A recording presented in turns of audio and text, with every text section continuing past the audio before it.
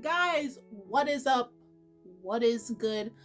I am back finally after a short break with my double review of Visual Prison episodes 5 and 6. And I'm telling you guys, if I was you and you was watching episode 6, I thought halfway through that episode, it was like a battle shonen I was watching. You thought episode 4 was epic? Episode, oh my god. Okay, so before I get into anything, of course, you know the schedule, so I'm trying to push out as many videos as I can as possible. So of course, episodes that already passed by due to weeks past, they'll be coming, but they'll be, again, like I said, double reviews, because I want to try to finish off, at least, because I think if I am correct, and do correct me if I am wrong though, that at least 4 of the shows I'm reviewing are all like 12 to 13, aside from Platinum End. So that, I think, is the only show that's going to be like a 2-core series, which will end before the new spring season of anime next year, 2022. But every other show, Visual Prison, Miracle-chan, and Tactile P Destiny, are all going to end roughly by the end of this month, and possibly early January, like within the first week of January, if I am correct. But if I'm not, please do correct me. On top of that, I'm still deciding on what shows I'm going to review for winter season. We're still in the fall season, by the way, but I'm still thinking of what shows, aside from Platinum, and on what shows I'm going to review next season. So I'm still going to search. I think I may have one of them down, but I'm still going to go search for probably another one, probably 2 more, 3 more. It depends on what they're coming out for winter 2022. I wouldn't even say winter 2021, 2022, because most winter season shows are coming out in January anyway. So that being said, if you guys do like my videos, I'm going to try to change it up a little bit. If you guys do like the videos that I push out, hit that subscribe button, hit that like button, also hit the bell so you guys can get notified when I upload a video, right? So to get the ball rolling with the double episode of Visual Prison episodes 5 and 6. To start off, episode 5 kind of gave us like a little background on Guil, which I think a lot of us was hoping for, because Guil was the most mysterious character in the entire show, except for knowing about Saga, Eclipse, Lost Eden. Guil was the most mysterious character simply because we already have where most of Oz, which is consistent of Ange, Robin, and Eve, they're just missing that 4th person. So the episode started with Guil reminiscing. I guess it's not too long ago, because the clothing he was wearing is still the same type of clothing he's wearing currently right now, so it's more modern day age. I thought, when it came to his background, I thought it was going to be something from way back, but it's modern age. So it goes to show that he actually befriended a human who was very much into music, and it was a very short but happy moment in his life. At that same time, he just currently broke off all relations with Eclipse. Because remember, Eclipse used to be a 4-man band, so it was him, Dimitri, Hyde, and Saga. But at that time, Guil was just feeling like, the music I'm putting out, the music I'm writing, it doesn't tell who I am.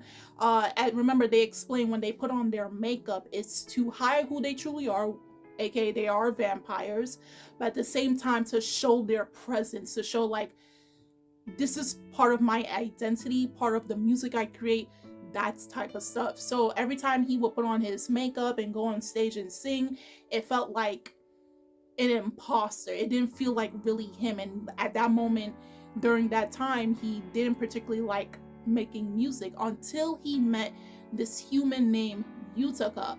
And come to find out, the place that he's staying in, which I guess was like a cafe or something like that, the place that him and the rest of the Oz members are staying in, was originally Yutaka's place. And Panyan, the cat, was Utika's cat. So what happened was, like, we had that brief moment where he was dreaming about his past with Utica and everything, and another mystery about Guil concerning the scar on his back. I guess anytime he remembers the past, that's when the scar starts to act up. So I hope they can explain, probably they did, and because I didn't catch up to the episodes, they explain of how he ended up getting that scar. So while they're having that, we have where Ange is still trying to form Oz and everything, and we have where Guil is just remembering his past with Utica and how he doesn't want to sing. Come to find out, Ange was such an influence in his life during the time where he was feeling down, that they were creating music and melodies and all that. They were really good friends, but tragedy unfortunately happened, right? Because at the time where he wasn't making music, it looked like one pivotal part about episode 5, when they used to be Eclipse, and when he broke up Eclipse, because how you break up, you get the insomnia on any part of your body, most likely within the arm hand part, right? When he broke them up, it took away their symbol, right? So of course Eclipse came back again after Hyde and Dimitri. But follow me, Saga, and probably I don't know if I ever said this, if I made like a guess about it a few episodes before, but I'm guessing Guil is Saga's vampire parent or progenitor. I can't be sure, but if he is, there can be a reason as to why Saga hates and wants to kill Guil the most out of anybody, because he mentioned when he broke up Eclipse, he was telling Guil, why you don't abandon me again? So these two have history. They have history. Of course, episode 6 kind of goes on what's currently happening with them, but during that moment of time when he broke up Eclipse, it was stated by Saga out of his own mouth, I don't want to be abandoned again. And I'm like, my mind is starting to run saying probably, and I could be wrong, but I have a good hunch that Guil and him were really close friends, and they're the ones that started Eclipse. And at some time, Guil just said, I gotta go do my own thing. He had those moments in between times and everything, but he most likely was one, the progenitor of Saga, meaning he turned Saga into a vampire. They were cool and all, then they probably separated and they came back together, and because of Visual Prison and the Scarlet Moon and all of that stuff, he's like, now we're gonna join forces again, and we're gonna build our crew a little bit more, we're gonna build our group. So that's when they probably invited Dimitri and Hyde to form the four-man band Eclipse. And now Guil again, once again, I guess history repeated itself, he abandoned Saga again. So Saga's all up in his feelings right now, because he's like, you did it to me the first time, I forgave you, now you did it the second time, now I gotta end you, because this just isn't right. And then the whole rules and tradition of Visual Prison under the Scarlet Moon, I guess Saga he hated it. Now, if they explain all of that history in the later episodes once I start reviewing, and hopefully I'm right, I'm hoping I'm right, I'm just so hoping.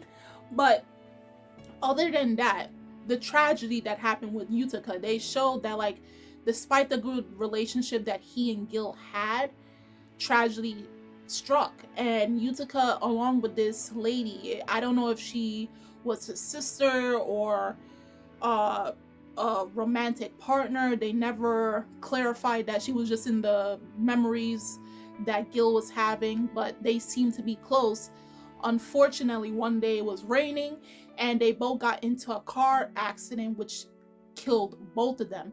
So Guil lost one of the most important people in his life, and that caused him to stop singing. Like, he was the reason why he ended up loving music again, and the reason why he stopped singing for such a long time before he ended up meeting Ange in current timeline.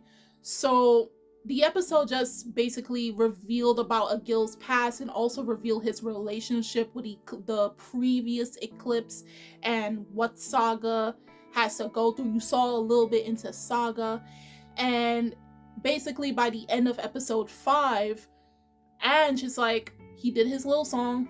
You know, they have to do a song every episode. It's that type of show. And he's like, I want you to join. I will become your wind. Okay? Follow me. I will guide you. Follow the wind. The wind will guide you or blow you to your destination, if you want to put it that way. And so now we have finally Guil joined Oz. And also in the episode, they got their outfits. So the same outfits you saw in the opening and ending. They went to Elizabeth's shop. And I actually found it very interesting that none of the vampires are okay with Eve, because remember, Eve is a vampire hunter, so they don't like Eve at all. There's like vampire hunter, I forgot the other name that they had, or Reaper or something like that. None of them like Eve, you know. And even though Eve is a vampire, he's still, at the end of the day, they are still someone who hunts down vampires, especially those who break the rule. And not only that, when they went to Elizabeth's shop, Eclipse, by the way, came in, and they knew that Robin's brother, I forgot his name real quick, but it's okay. His brother broke the rule. He fed on Robin to turn him into a vampire. So even though they won the visual prison, right, the one that came before the current one that's going to happen soon, and they enforced that rule, Robin's brother eventually broke that rule. Of course, there was no repercussions, but another thing is, they have 9 out of the 10 Scarlet tears. So of course, you remember, if you get all 10, that's when you win visual prison. So I'm like, they already got all the 9 tears from when they originally was a 4-man group, so they kept it, right? And I'm surprised that Saga probably never fought them for it or anything, unless he was so distraught about what happened, he just like, screw it, I want to win it the right and proper way. So they probably kept the tears after the breakup of their band originally. So we don't know what rule they will enforce if they manage to win the last tear. We don't know for certain, okay? But at the end of episode 5, Guil joins Oz. Now they are complete. So what happened is, now they are challenged. Eclipse decides, hey, why don't you have a concert within 160 hours? It's like, if you want to do us this favor, you decide to go back to sing, all right, we're going to set this challenge for you. You're going to have your first debut in 160 hours. And I'm like, how y'all, they didn't even have time to practice, the band just formed, how the hell are they just gonna come and start singing already? No choreography was done, no practice, no training. Like, Ange is brand new, he may like to sing, but bro, how y'all saying this? So I found this so weird, but I guess we're just going to gloss over that. In episode 6, like, these guys just barely had, what, 3 days fully to really get together, and they had to have their debut. So the episode started with Ange and Robin just trying to sell out flyers, get people to come to the concert venue. I forgot what the place was called, by the way, but that's where most of the time that's where they go sing. It's like an open undergrounded place, so it's open to the public and everything once you know where it is. And that's where they were going to have their debut concert at. So they had where Robin kind of sing to entice the crowd to say, hey, come follow, come watch us, come watch our concert, we would love all you guys there. And they got a lot of tweets on social media, Twitter.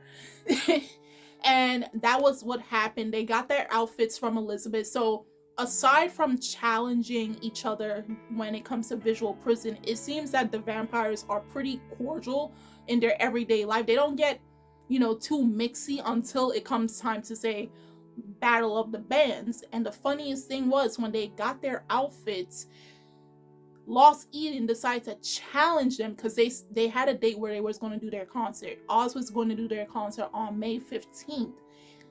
Lost Eden decided to put out a flyer saying they're going to do their concert at the same day and same time. And I'm like, bro. So they go and it's the day of their concert. Eclipse went to go see how well they would do for their debut, because once they get involved in Visual Prison, which I might add, I forgot to say, but October 31st, what is up with all these series? And Halloween, October 31st. And they're in Harajuku. And then there should be, you know what? I don't say nothing. Everybody wants to do October 31st in Tokyo. Okay. So they basically say the harvest for Visual Prison really starts in the fall. And on the first day, that's when every vampire, during that harvest, that festival, that's when every vampire goes out to sing. And whoever sings the best receives blessings from the Scarlet Moon, aka they won. They won the competition, whatever that the Scarlet Moon has showcased to them. So it really starts around October 31st. The festivities and the harvest of Visual Prison of the Scarlet Moon, that's when it starts. And that's when everybody has to go and sing their hearts out and all of that stuff. So by having this concert, it's for them to gain acknowledgement from the Scarlet Moon for them to compete during the festivities that will happen on October 31st. So my guess is right now, currently, in terms of the season inside the show, the season that they're in, I'm guessing they're probably late summer going into September. They're probably a month shy or a few weeks shy of October. And then by the end of the series, close to the end of the series, they're going to get closer, or it's going to end exactly on the 31st of October. So they have their concert and they're singing and everything. And mind you, I love the swords that come out of their body parts once the insignia starts to highlight and everything. They got acknowledged by the Scarlet Moon and they started to sing. And the crowd is wowed. And what happened was Lost Eden decided to pop in and start challenging them. So, Saga started to sing and then everybody started fighting. And I was like, bro, oh my, the choreography that you saw from episode 4, fight choreography with Eve versus that vampire, bro, they brought it back. And I was like, yo, y'all trying to fight Eve? Eve is the best fighter on Oz. And I was like, y'all really trying to fight Eve, who is a vampire hunter? Now they're now a vampire, because at first, remember, Eve was originally a human before turned vampire. Okay, so now Eve has the strength and durability of a vampire. So if you thought Eve was trouble back then, what makes it so smart for y'all to go fight them now? And I was like, bro, that fight choreography was just on point. I was out of my seat. I was like, hold on, this is a musical ultimate. What is this? This got some better choreography than, I'm not gonna name it. Okay, I know this ain't no level of Jujutsu or Demon Slayer or anything of that sort, but for a show that mainly focuses on music, that fight was pretty impressive. And so at first, Lost Eden looked like they were going to win that debut or win that challenge, but of course Oz managed to overcome them.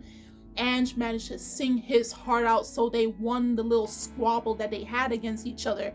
And of course Saga is like all up in his feelings. He's like, I'm going to kill you, Guil. So Guil really hurt him this time, like really badly. And I don't know how they're going to fix that relationship with them, because remember, at the end of the day, Saga wants to get rid of Visual Prison. He wants to challenge the Scarlet Moon and get rid of the tradition of visual prison. On top of that, he wants to kill Guil because Guil hurt him in a way that nobody else has because he betrayed his trust twice. So he really has it out for Guil.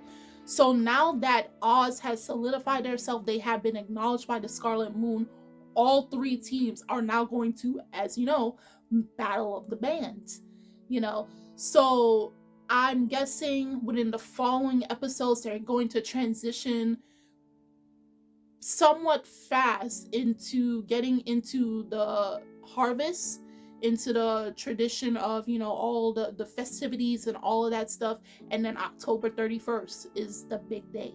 It's a big day for all vampires, those who have been acknowledged by the Scarlet Moon to compete, sing, and then whoever wins, they get a scarlet tear. But my thing is, Eclipse has about 9 of them already. I want to know if the Scarlet Moon acknowledged, which more than likely you can already guess, they acknowledge Oz. Do they take all 9 tears from Eclipse?